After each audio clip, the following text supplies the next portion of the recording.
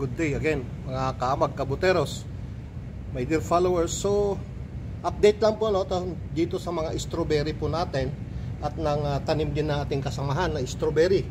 So gusto ko lang po i-share sa inyo ano yung mga updates natin dito sa ating mga strawberry. Tara, samahan nyo ako sa aking pag-iikot sa aking mga strawberry na tanim. Hindi po fields, tanim lang po. Ito nga po, ito yung tanim, ito yung tanim ng ating kasamahan, na mga hiningi niya sa atin ng mga runners. At kung mapapansin natin, napakaganda po yung tubo nila, green na green, and parang walang takway. Pero ang alam ko po dito ay yung kanyang mga takway ay tinatanggal po, para lalong maging healthy yung original na puno. Pero ito po ngayon ay hindi pa namumunga. At dahil sa obserbasyon po natin, mahigit isang taon or almost a year bago po siya magbunga. Ito po yung obserbasyon natin doon sa ating mga tanim sa kabila.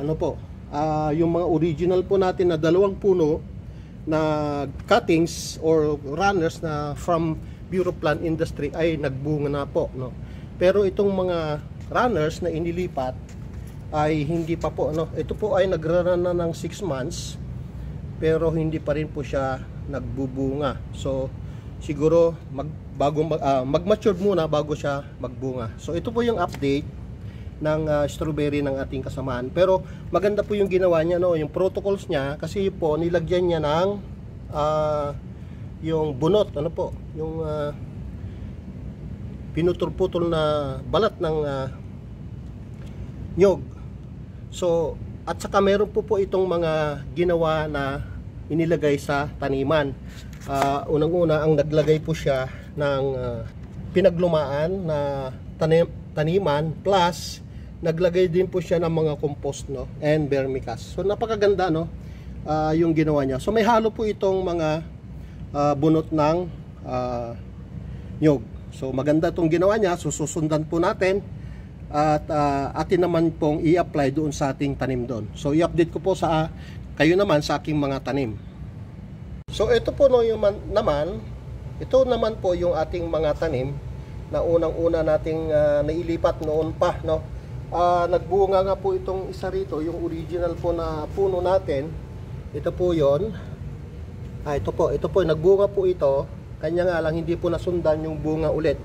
Kung mapapansin nyo, napabayaan po sila, maraming takway. Yan, maraming takway. So, napabayaan at meron pa hong tinubuan pa ito. Tinubuan po ito ng spinach. So, ang nangyari po, naagaw yung ibang nutrients. So, ganito ang gagawin po natin. Naglilipat na po tayo ng mga runners sa malalaking container. Kasi mas maganda po yung malaking container, and babaguhin po natin yung medium, para maganda po yung absorption ng water.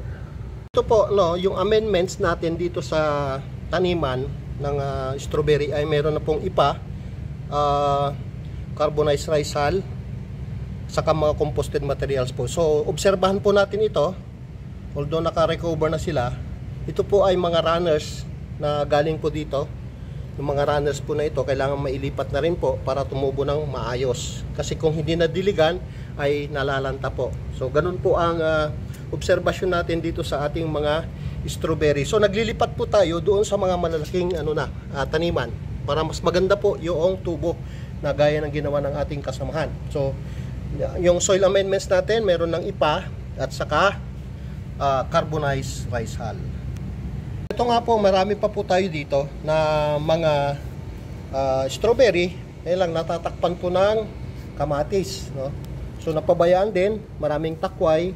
So babaguhin po natin. May mga weeds, mapapansin nyo, may mga unwanted plants. So kailangan tanggalin po rin yan. And dito sa kabila ay naglipat po tayo ng 2 puno.